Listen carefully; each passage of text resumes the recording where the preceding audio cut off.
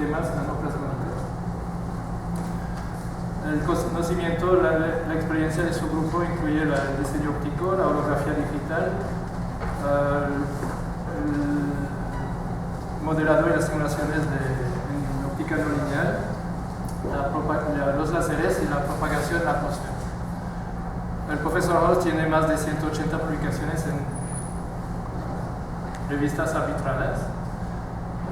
Es un editor asociado del Journal of European Optical Society y editor asociado en jefe de Chinese Optics Letters. Estuvo con la National Research Council en 75 y de nuevo en 83 y recibió el Hitachi Limited Quantum Materials Chair de la Universidad de Tokio 91-92. El profesor Haus es activo en comités de sociedades ópticas, tanto de la USA como de la SPI.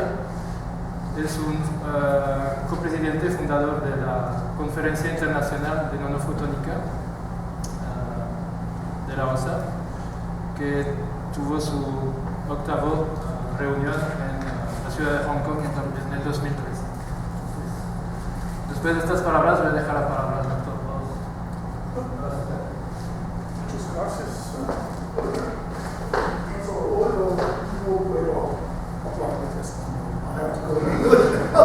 I just used up all my Spanish.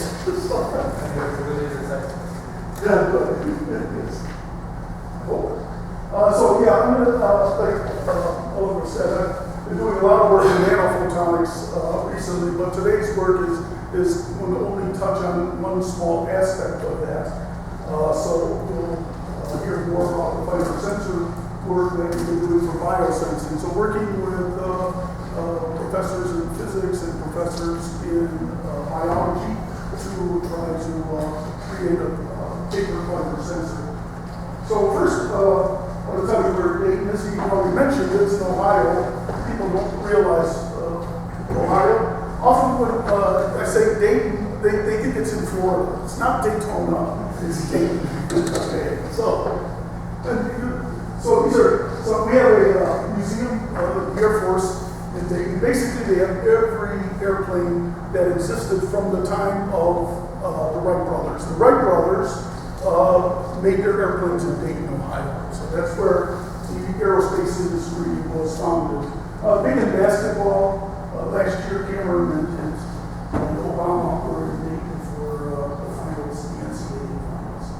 So why should you visit Dayton? Okay, well, one thing, the Wright brothers, and the invention of the airplane was in Dayton, Ohio. They basically flew their planes around the area. Also, Tapered was their GM, and he's the guy that invented, among other things, the self-starter we used to crank the cars to start. Well, he was one of the founders of Dayton Electric, which was Delco. Usually you understand the word Delco.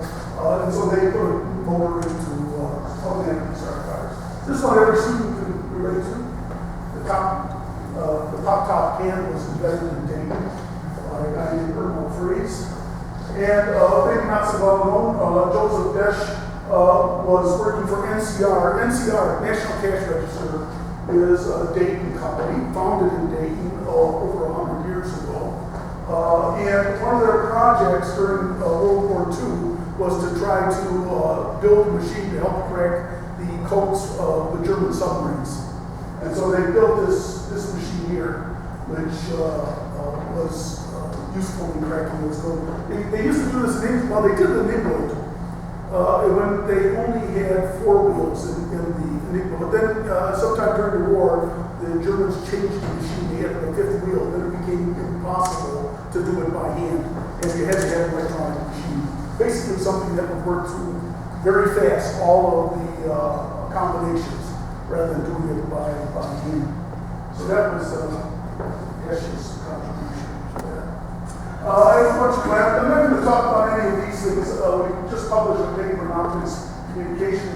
I don't really call it a Talbot mirror anymore because it's a little bit more complicated than just a Talbot imaging type of thing. But Talbot imaging does play an important role in it.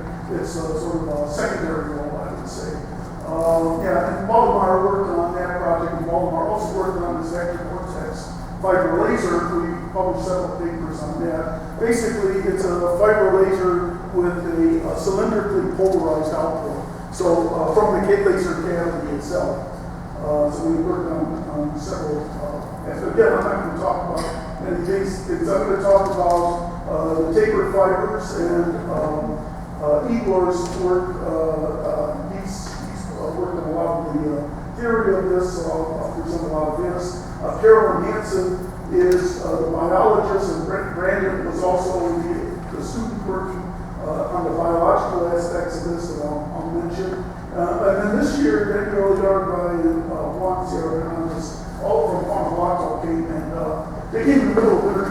A little shock from Guanajuato.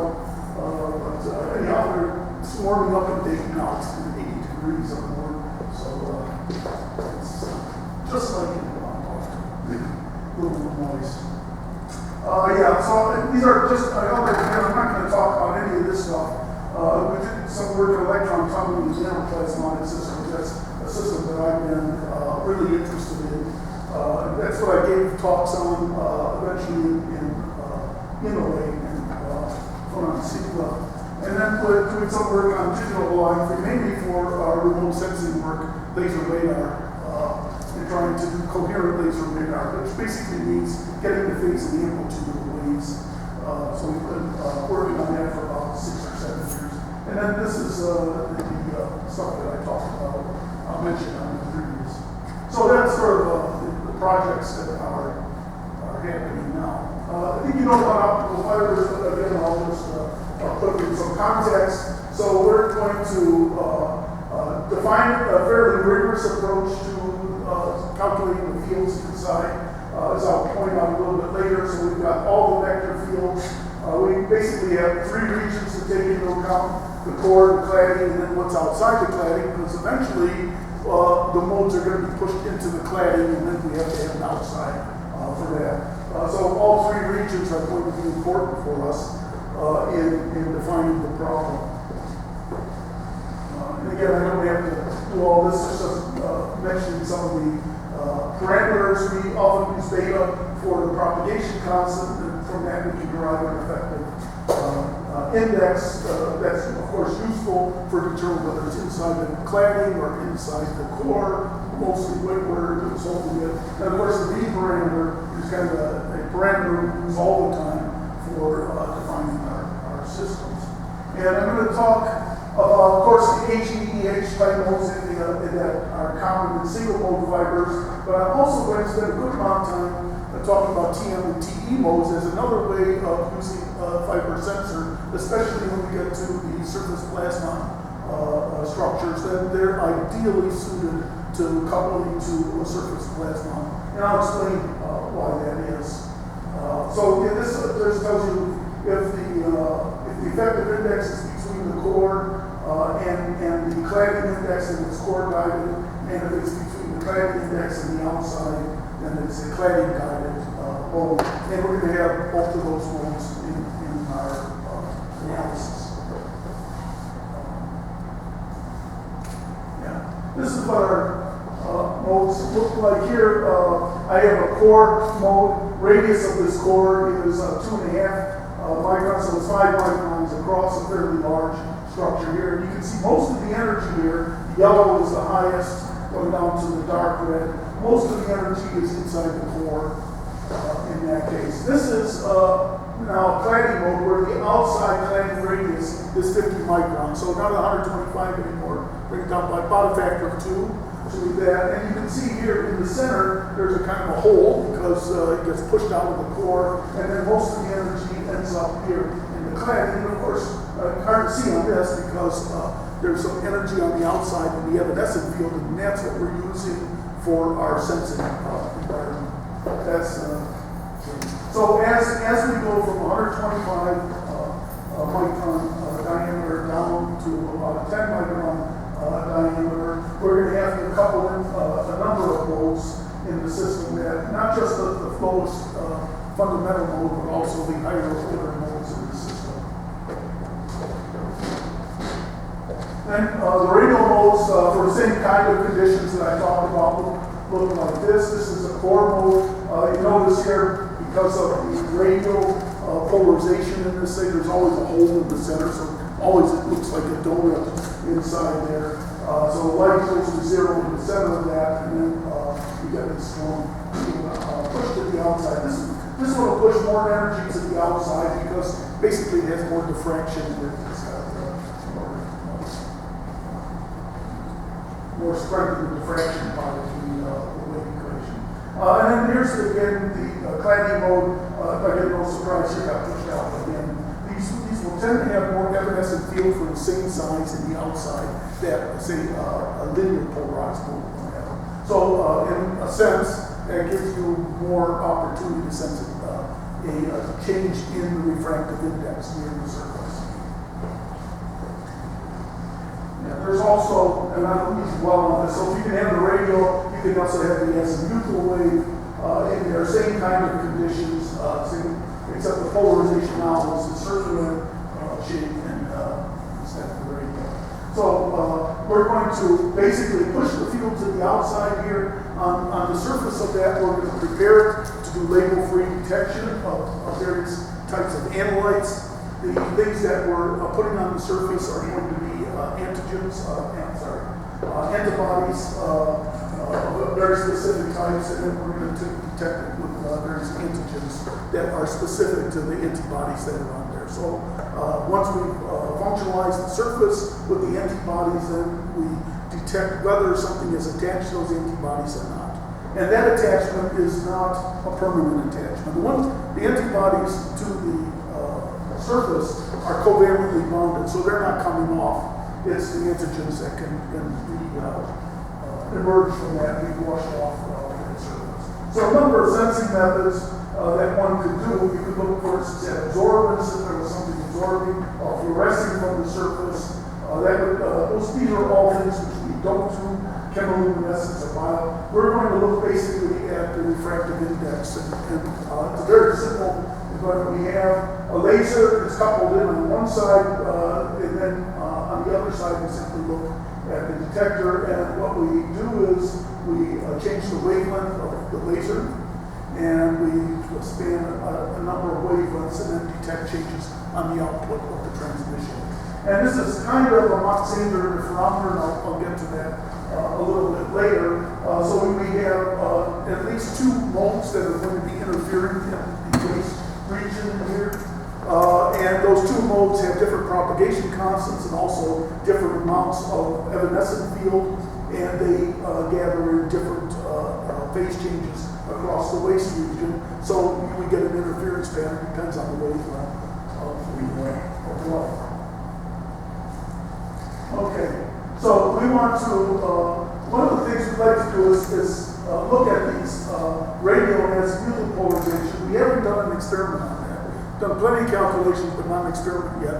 The experiment is coming, and there's a change that's going to be in that. We've been able to get some special fiber that basically is built to support only the TM or TE mode system.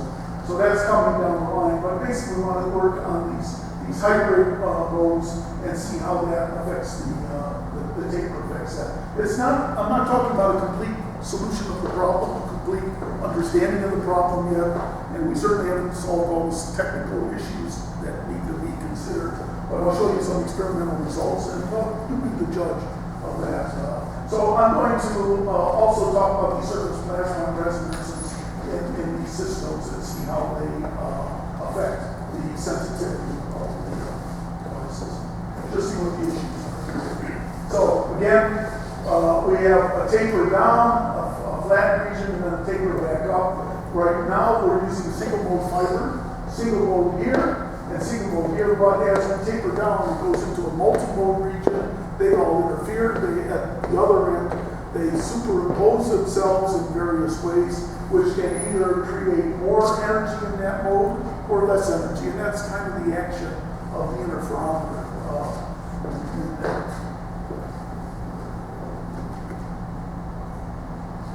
So we look for at least two modes that are going to interfere inside here. Here just sort of a J and a K.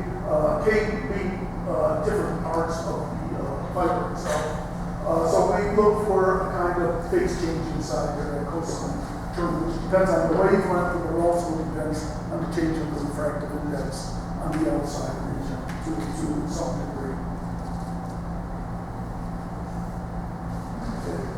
So we picked we made some choices. There's some considerations about adiabaticity. Not really a big concern of ours in this. Whether you want to kind of adiabatically bring it down to a mode here and then propagate that, and then again adiabatically bring it up. Not so important for us because we have lots of power in the system. In fact, I always felt that being adiabatic was a little bit of a problem for us because we really wanted to generate a few modes in there and then get them to interfere with the system. And this is, whoops, I'm past that. This is, again, from the theory. This is not an experiment. This is from the theory what we would expect on the output of transmitted power. Here in the visible regime, our experiments were all done in the infrared regime 1.5. So I'll go on to that later. But this is just an idea of how fast the transmitted power will change, what sort of the dynamic range would be. So fairly high dynamic ranges for this. What we haven't done yet, and this is part of it, once we've got these calculations completed for calculating the propagation constants, we can put a little bit of something on the outside, like the antigen, antibody type materials, and then from using the perturbation calculation, we can do the change of the refractive index needed to see a difference in there. So this can contain, of course, all the fiber losses as well as the index contributions to that. So the idea is that whatever we put on the outside here does not change the field pattern very much. It's just a perturbation. Now for the SPR, we had to put it on the outside. So that necessitated a change of the approach. So the perturbative analysis looks something like this. The change of the refractive index with the change of the propagation constant with the refractive index is, as in a term like the group velocity here, an effective dielectric function, and then a term here which is calculated from the perturbation theory. And doing basically lowest order perturbation theory, we can get parameters on the sensitivity. So here's that parameter beta, which is going to be sensitive to the V parameter that we have in here. So we go out 2.4. That's where TM and TE modes come in. Here's the H1 mode. And then higher order modes in the system, both HEPH and TETM as well. And the group velocity also changes by quite a bit as you get close to these parameters in here, where the modes cut off. So look here, the cutoff, you get a change in the group velocity. As the group velocity changes, you can change that sensitivity as well. So you don't want to be on the edge here in those cases. You'd like to be in a place here where the group velocity is relatively small. But we didn't notice much change as a function of the group velocity in our systems. And the changes is 0.6 and 0.75. It's not that big a deal. And you don't want to be on some edge where things can really be unstable to a lot of different changes.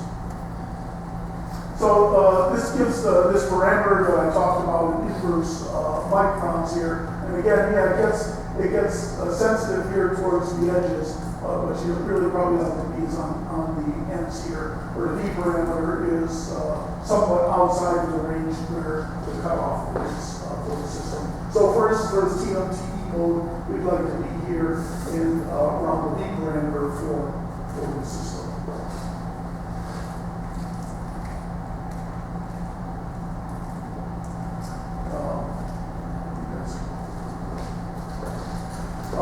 The perturbation analysis works like this. In the tapered regions, you have to worry about how the propagation constants change in every slice. I'll show you a picture of that coming up in a little bit. And then you have the waste region where everything is fixed. So once you calculate the constant for that, whether it's 1 millimeter or 1 centimeter, doesn't cost you any more work. So most of the work in doing the calculations in the tapered regions, where you, at each slice you have to determine the modes, coupling and the propagation constants, all of that. That's where all the time takes place. Once it's in the taper, it's pretty easy to calculate these. Then we just calculate what's the total change of the phase inside there. So this is the coupled mode theory. Again, this is in the literature, nothing special about this. So there's going to be coupling of multiple modes in this slice with the next slice. We don't do forward propagation. Forget about all the backward stuff. We don't measure it. And also, I don't expect to be much coupling from forward to backward. And we can kind of experimentally say we're confident that there's not much coupling in forward to backward because we only see a small, about a 3 dB loss from the launched light into the fiber to the output. So we're getting some loss, but it's not a tremendous amount. And that can be ascribed to going into the cladding modes of the system. So yeah, each of these is treated as if it were a fiber of infinite extent. So you take that slice, you calculate the modes there. Then once you have the modes, the previous one and that one, you calculate the overlap with those new modes. Of course, you have new propagation constant, and then you go to the next piece of the slice and you do the same thing over and over. You can slice it up as thin as you want. And then once you get to the waste region, you only have to calculate the next.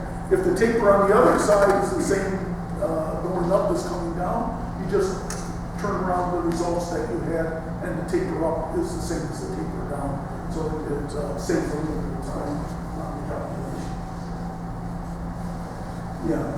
So this is in the couple mode theory, we have these amplitudes propagating forward and backward in the system for various slices of the system.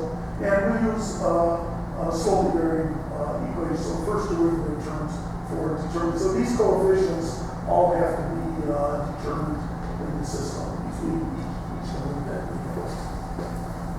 So it becomes a kind of a large calculation. Much easier to do beam propagation, but we've done some beam prop, and I didn't like the way it came out for experiments, so I'm kind of abandoning that and going back to this. This is actually the first thing we did. The beam prop was something that I did for a second student, but now we're back doing these calculations. Okay, so in the experiment we picked basically SMF fiber for one of it, basic single mode fiber, core radius and cladding radius. These are parameters that are taken from the literature given by the specs for the fibers. And then we take connectors. So basically we have connectors, and we buy them connectorized already. So line, put the connectors on, and then we just open up a section, splice the two fibers together, and put that in our system for tapering. We have a bitrend system for doing it. I'll show you a picture of that in a second. Yeah, typically about 1 milliwatt of power. And our range, just because the laser that we have is what we have, we can tune that from about 1470 to about 1550. And then we also have power. So this is the system as it looks. So two chucks hold the fiber in place, and then the heating coil is in here, and we can align everything and do it's all programmed with whatever taper we want to do. And these are some of the experimental profiles for that. A relatively asymmetric form, not too bad actually, and the waste is about 10 microns. That's typically where we've done. Why 10 microns? There's no reason. It's just what we could do, and they kind of push the limits of what we could do. So for instance, we couldn't do 5 microns with any reproducibility. So we decided if we were going to go smaller, we'd start off with the 10 microns and then etch further to get down to, say, 2 microns or 1 micron, or wherever we want to decide. And here's some of the first examples. So here was the experiment, and here's the theoretical calculations for the same thing. The transmitted power was 0.8, so we put launch 1 milliwatt, the transmitted power was 0.8, so about a tenth on each of those slices. And then you see here we're getting about 0.3. So we're losing about 60 dB.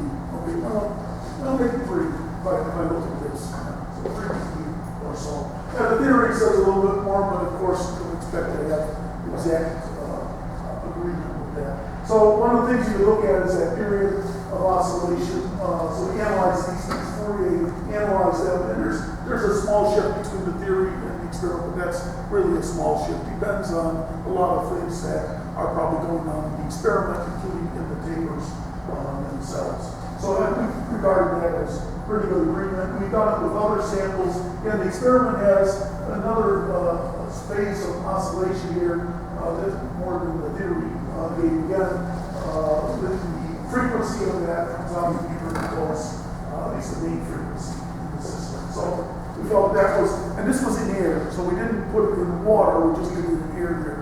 Put it in water, there's a slight change of the frequency, it shifts by a little bit.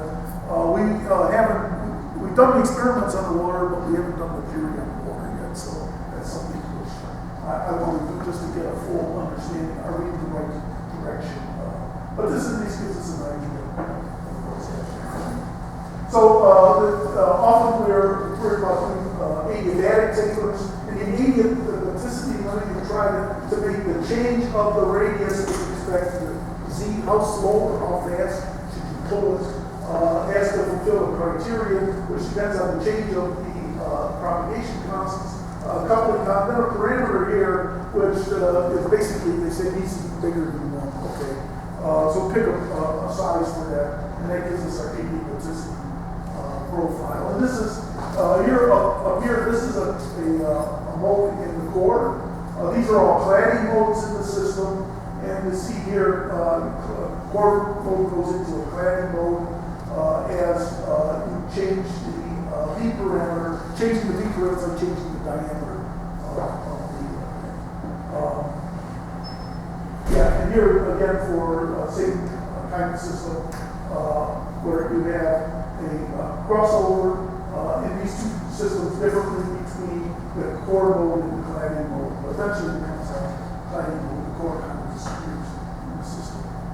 This is how an adiabatic profile looks. Looks pretty much the same all the way across as you go from large radius to small radius, except that you notice here that there is a light now on the outside of this case here. More like his vision.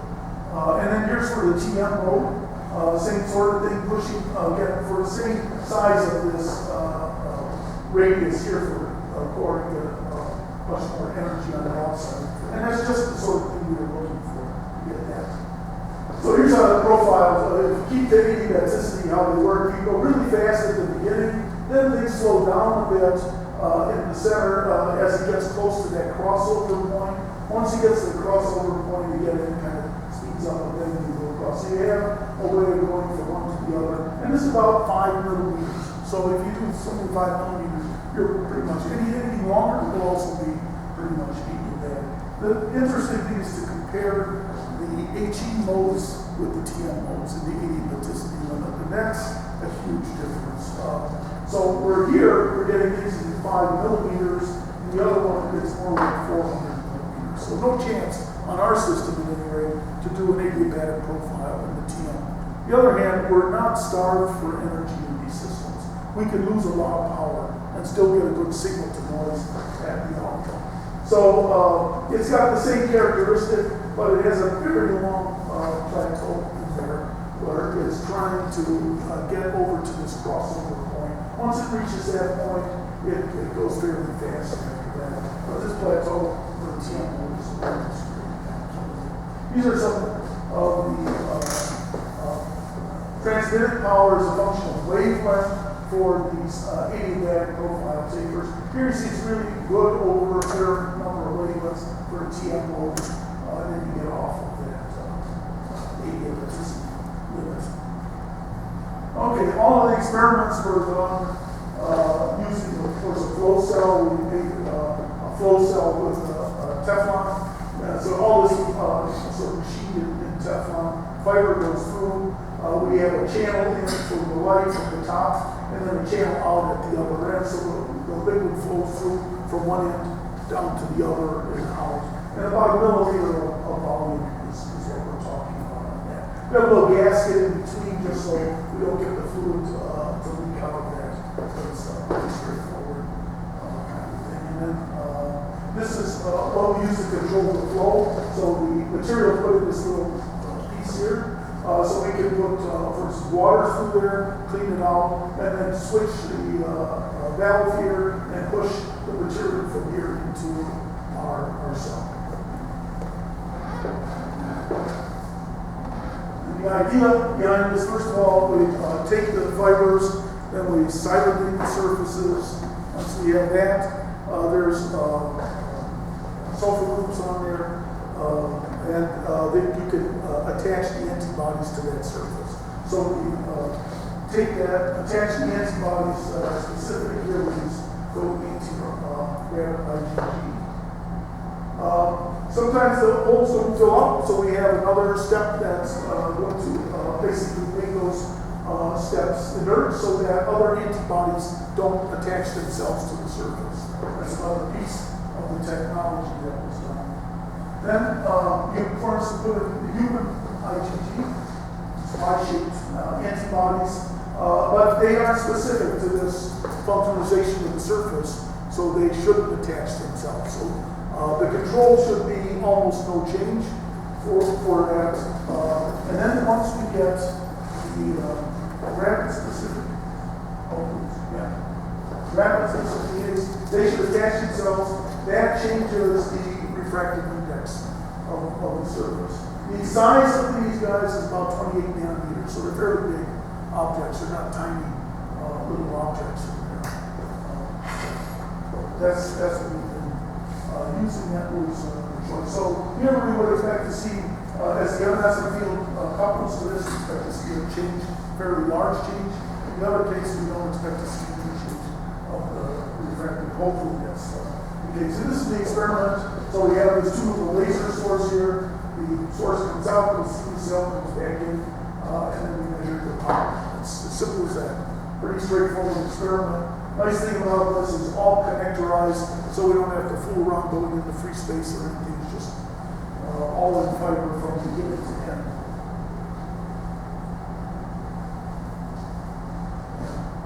And this is one experiment of many that were done. So the black is our baseline for the system, and then you put in the rabbit rinse in there. It has the blue in there. You see a relatively large shift. It looks almost the same. What happens is we've got these peaks in there, and they seem to have a phase shift underneath it. Well, the phase shift is the accumulation of phase as the light goes through there. At least two modes in the system, because I have this periodic. Of course, there's other modes of longer frequency inside there, but the main effect was the phase shift. So from black to blue, we see a phase shift in the system, and that's our. And then when we wash that away into a human Ig introduction, there shouldn't be any change. Should go back to the black, but we don't see it exactly going back to the black. But definitely there's a change of the total phase in the system. So when we did our signal analysis, we basically Fourier transformed it and get the spectrum, but we also have the phase, and now we can go back to wavelength space and add up the phase change in the system. So in a sense, we measure the phase change, and that's what's shown here. So if you look at all three, as far as the spectrum, the frequencies haven't shifted. A little bit more or less under one, but that's really hard to tell inside here with the three cases. Here, though, you see a good change of the phase. Here, the one we want, the blue, has a fairly large. The red, which was the human Ig, was smaller, but not back to the baseline. So there's definitely some other things that we have to do to improve this experiment. That will be done on the biological side for stars, just to see what's happening. The other thing I should mention is a lot of these experiments were sensitive to polarization at the end, input and output. So we ended up doing them in panda fibers. So we got a panda fiber, we pulled that, and now everything became much more stable. So we could pick at the fibers and everything will stay the same inside. It's much more stable. But of course, banded fibers cost about 7 or 8 times more than regular fibers. So we tended to do single mode fibers to try things out, and then in the final analysis, try some banded fibers. And the fibers could be reused again in a sense, in 2 senses. One, we could redo experiments with the fibers. We could reintroduce the antigen antibody things, take them out, redo it again, see how reproducible that was. And then we also could take out the fiber, break it, re-splice it, and then pull it again and refunctionalize, go through the whole process again. That way we can get another one, sort of in our future to tend to also organic compounds, so we want to do gaseous phase. We haven't done this, we kind of have things together on it, we haven't run the experiments and functionalized the fibers yet. This top, it's the same bottle that we had for the other sensor, but the top we made by using 3D printing. So basically, we designed that and then put it on top there. Again, we have input and output ports for the gas. Okay, so then we have controllers for the gas phase. But we haven't actually done the experiment here.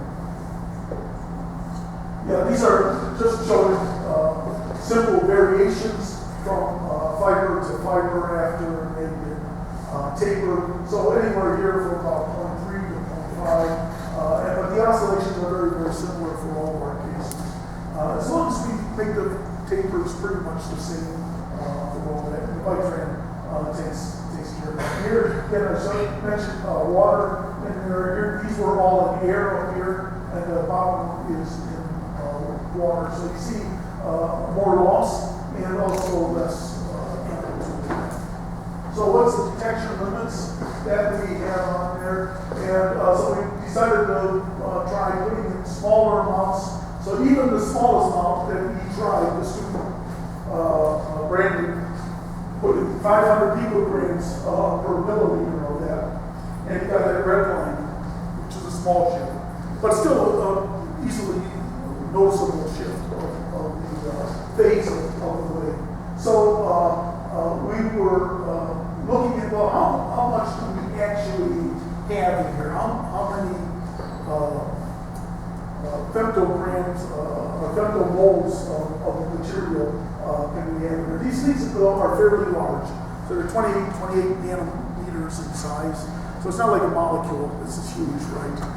So when we work out kind of a 2 centimeter surface with a 5 micron diameter, you come up with a saturation of the surface, which would be about 40 femtomolar on that. Kind of a cheat in a sense, because it's not molecules. We're talking about fairly big things. So these enormous antibodies are really pushing that in the wrong direction. But anyhow, things could be done. One to add the plasmonics to it, and this is just a little bit of an introduction to plasmonics. So when you have a dielectric function, when you get below the plasmon frequency, or I just say sufficiently low frequency, the real part of the dielectric function goes negative. So once you get into that, where this thing is negative, now you can have these surface plasmon modes that are supported on the surface. And it turns out they only support it for TM polarization, not for TE. So the TE polarization would be unsupported and would be absorbed in this thing, but the TM polarization propagates along the surface as if it were a waveguide. So think of it as a waveguide with no thickness to it, just has regions on the outside of the waveguide. In the air, it's exponentially falling, and of course in the metal, the field is exponentially falling. What you give up with this is, of course, absorption. So you got to think about, well, how much, if I start to put metal on the surface, how much absorption you might want to get? What's the hit that I take from absorption? The other thing is, here's the propagation constant that you have for these flat surfaces. And you notice here, when epsilon m is negative, here I get and still positive denominator, I have imaginary. So it doesn't propagate. It's only when epsilon m is below epsilon d that you get both numerator and denominator negative, and so you can have a propagating mode. Now, there's also an imaginary part to that. That has to be considered. That's going to affect the absorption in the material. So really think of that epsilon sub m not as a negative number, but as a complex number. Its real part is negative. And this is the idea. So we take those rods and we would put a thin gold film on there. And the question is how thick to make that film. And then propagate light through this and so here it is without the metal, and you can see here in the metal you get a large field on the outside, so it enhances the field, pulls a lot of energy to the outside, and actually the field tries to avoid the metal. So that means lower absorption. If the field were up here, you'd have much more absorption. Basically, it's the field energy in there that will determine the absorption that you have. So you do get a big shift of the energy to the outside, but at the cost of having some energy in there that's going to absorb light. So you can't think you're going to propagate for long distances. So again, this is the permittivity of gold, just taken from the literature, the real and imaginary parts. Nice to work around 600 nanometers with this, basically because the imaginary part becomes the smallest at that point. So working out at 1.5 microns would be,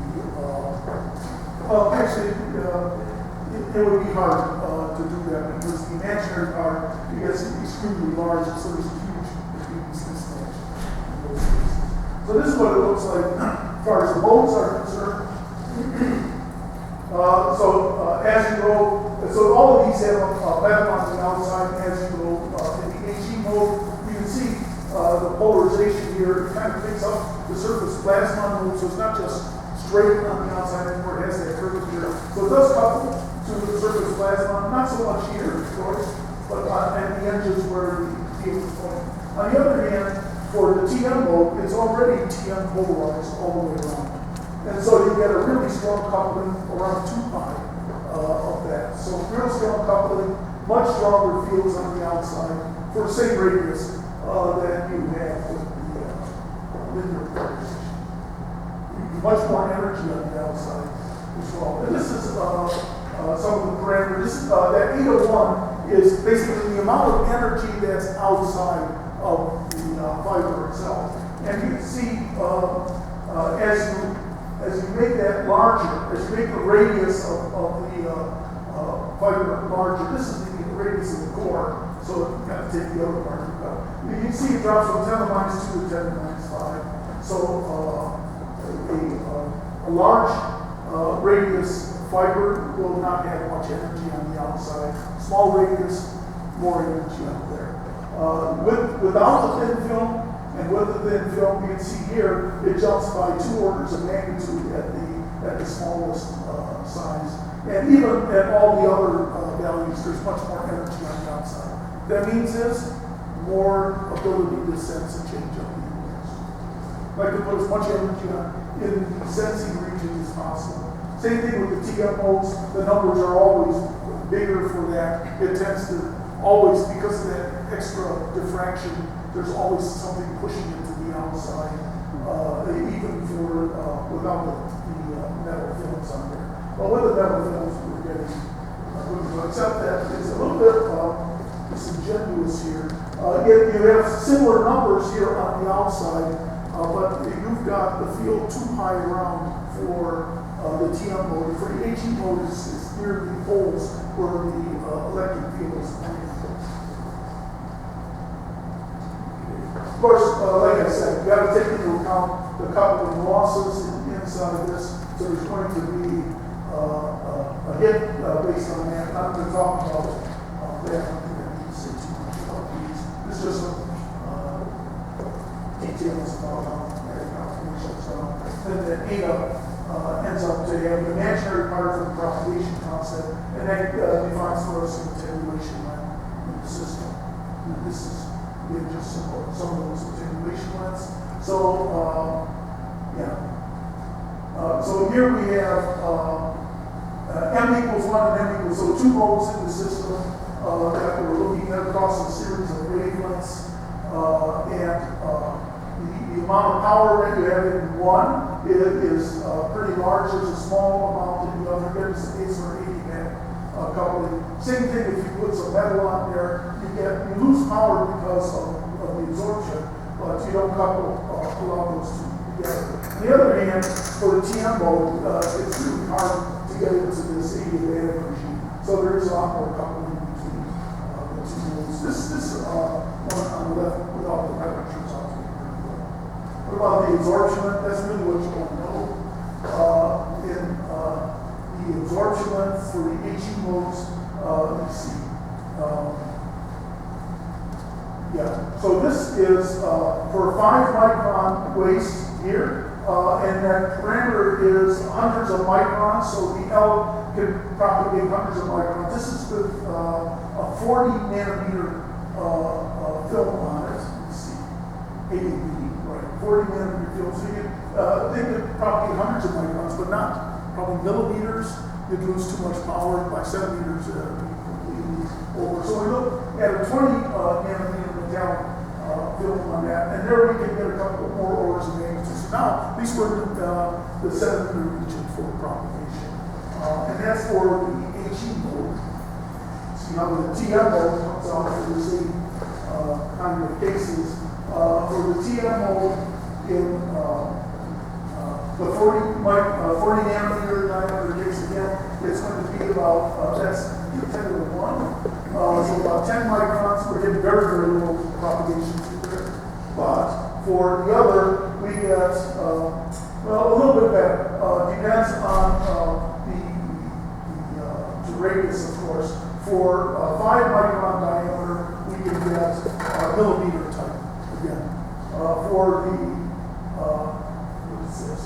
For the 1 micron diameter, we're getting only on the order of tens of microns. So it's critical to design these things ahead of time. You can't expect to get propagation through any more than tens of microns unless you have a fairly thin metal film and design so that you can get fairly long propagation distances. So that's our calculation. We've only done calculations on the SPR cases. And that pretty much, I didn't actually change this. Oh, sorry. I should have done something here. But anyhow, we have plans to do the gaseous leaks, and we have plans to do the TM modes. Right now we have TM specific fibers, and so we'll launch it in there and be much more stable. They won't be going between HE and TM mode, just TM only. And that should help in the central development. Thank you very much.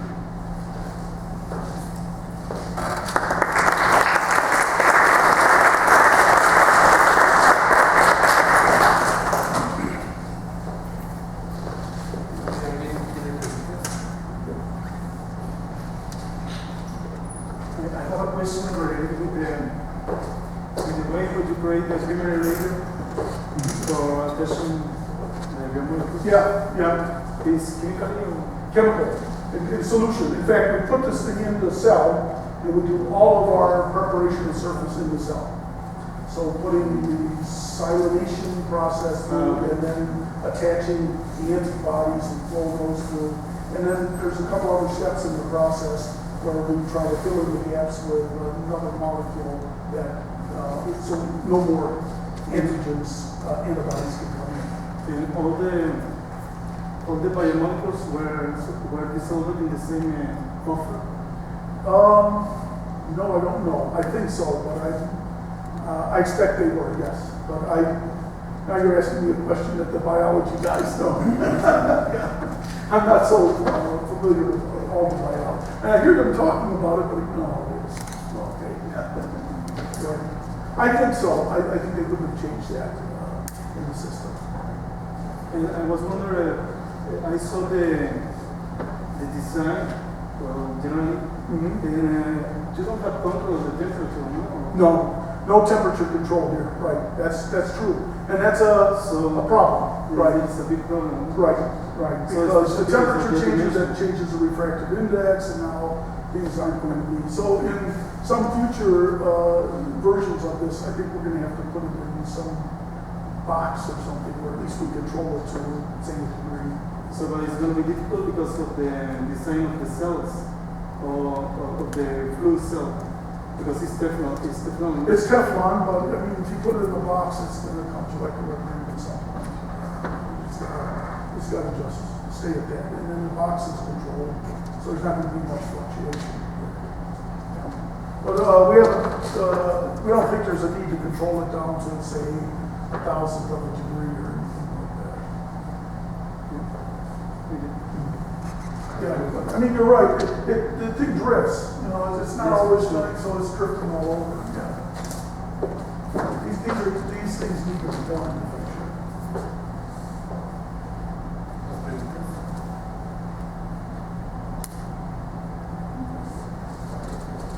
No, thank you.